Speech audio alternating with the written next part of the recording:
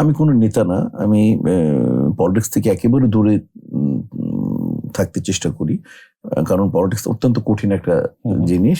আমি কাঞ্চন ভাইয়ের সাথে নির্বাচন করতেই চাইনি, এবং আমি আজকেও বলি আমি নির্বাচন করিনি, তার সামনে জাস্ট দাঁড়িয়েছিলাম, আমার দল তখন বাধ্য করলো দাঁড়াতে। অভিনেতা আবার শিল্পীদেরও নেতা, এই বিষয়টা আসলে আপনাকে কেমন লাগে ভাবতে? না, আসলে মানুষকে ভালোবাসি, এবং মানুষকে ভালোবাসলে মানুষকে খুশি রাখতে হয়। আসলে আমি কোনো নেতা না, আমি পলিটিক্স থেকে একেবারে দূরে থাকতে চেষ্টা করি, কারণ পলিটিক্স অত্যন্ত কঠিন একটা জিনিস। তো বাট আমার যেহেতু 500-600 মেম্বার, আমরা এখানে যাতে যদি কারো মুখে আমার একটা কর্মকাণ্ড যদি হাসি ফুটাই, তাহলে আমার ভালো লাগে। কারণ আমিও খুব ছোট শিল্পী থেকে আস্তে আস্তে করে একটা পর্যায়ে আসছি। তো আমাদের এখানে সমস্ত রকম শিল্পী আছে, রাজ্জাক ভাই থেকে আরম্ভ করে শিল্পীদের নেতা হওয়া এটা নাকি সো টাফ, মানে রাজনৈতিক মাঠে তো এক ধরনের এনভায়রনমেন্ট থাকে, আবার এই শিল্পীদের ভিতরে আবার নিজে থেকে নেতা তৈরি করা বা নেতা হয়ে ওঠাটা আসলে একটু টাফ কিনা? আমি টাফ কিনা জানি না, আমার কাছে খুব একটা টাফ ছিল না, আমি এনজয় করতাম। আমি বড়দেরকে সবসময় সম্মান করেছি এবং সমসাময়িকদেরকে ভালোবেসেছি, ছোটদের স্নেহ করেছি, এটা আমার দর্শন।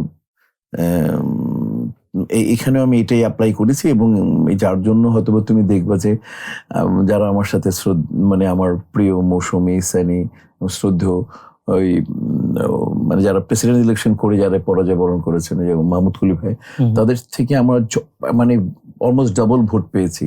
তো এই সালে মানুষ ভালোবাসে, আমি তাদেরকে খুব ভালোবাসি, শ্রদ্ধা করি, সম্মান করি। মানুষকে শ্রদ্ধা করার মধ্যে অন্যের মুখে হাসি ফোটানো, অন্য খুশি হলো, অন্য আমার সততা এবং স্বচ্ছতা দেখে তারা আমাকে দোয়া করলো, তাদের চোখে আমার এক্সিস্টেন্সটা দেখা যায়, আমার অস্তিত্বটা দেখা যায়, তখন ভালো লাগে আর কি। 72 ঘন্টা ময়েশ্চার লক সমৃদ্ধ লিলি বডি ওয়াশ, শিয়া বাটারের গুডনেস স্কিন রিপেয়ার করে রাখে সফট ও গ্লোয়িং। যেমনটা দেখছিলাম যে যখন আপনার বিপরীতে প্রতিদ্বন্দ্বিতা করছিলেন যে আমাদের মৌসুমী আপা, তো যখন তিনি হেরে গেলেন, আপনি তার বাসায় ফুল নিয়ে যাওয়া বা তাকে গ্রহণ করা, যে প্রতিপক্ষকে যে গ্রহণ করা, আমি সবসময় গিয়েছি। তো তারপরে দেখলাম যে কাঞ্চন ভাই যখন আবার জিতলেন, তখন আবার আমরা সবাই অবাক হলাম যে তাকে আবার শপথ পড়ালেন আপনি। এই যে বিষয়গুলো, এগুলো কি আসলে নাটকীয় যে বিষয়গুলো ঘটলো, এইগুলো নিয়ে একটু শেয়ার করতেন যদি।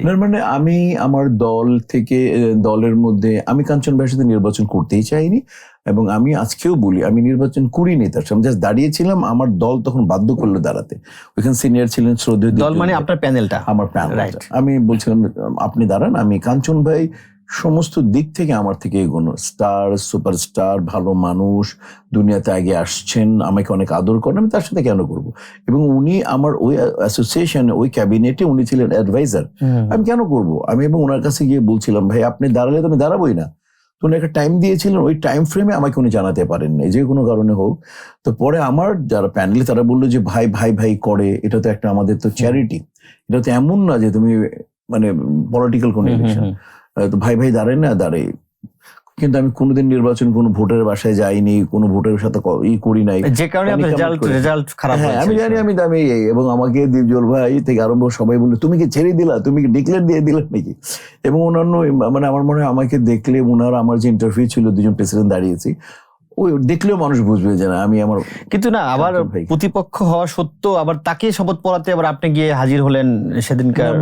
আমাদের একটা নিয়ম, মোটামুটি নিয়ম, এরকম সংবিধান লেখা নেই সাধারণত, কনভেনশন, যে ক্যাবিনেটটা থাকবে, ওই ক্যাবিনেটের ওই এক্স প্রেসিডেন্ট যে বিজয়ী হয়েছে তাকে। এটা তো একরকম ভালো লাগার, যেহেতু ইলিয়াস কাঞ্চনের মতো লোককে আলমগীর ভাই বললো, এবং ইলিয়াস কাঞ্চন ভাই বললেন, তখন আমার দল হেরেছে, তারা ভাবতে পারেনি এরকম একটা হবে।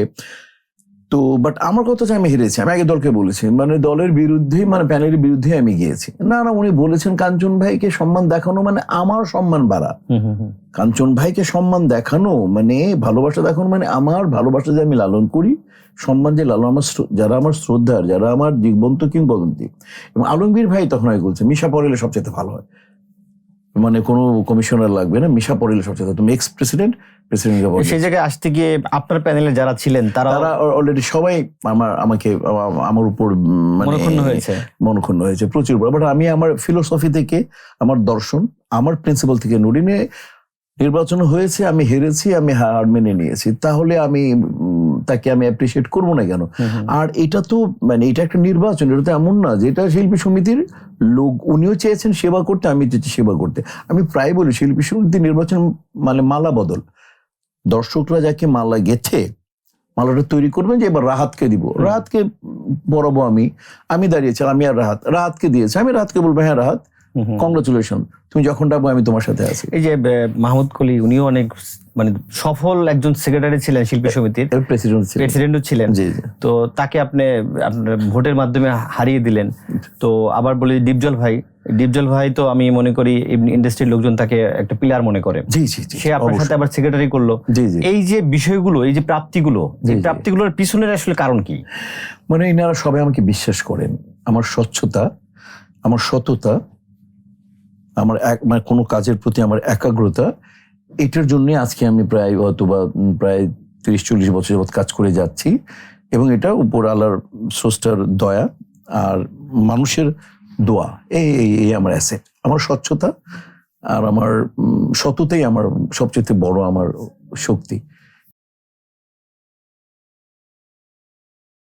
72 ঘন্টা ময়েশ্চার লক সমৃদ্ধ লিলি বডি ওয়াশ। শিয়া বাটারের গুডনেস স্কিন রিপেয়ার করে রাখে সফট ও গ্লোয়িং।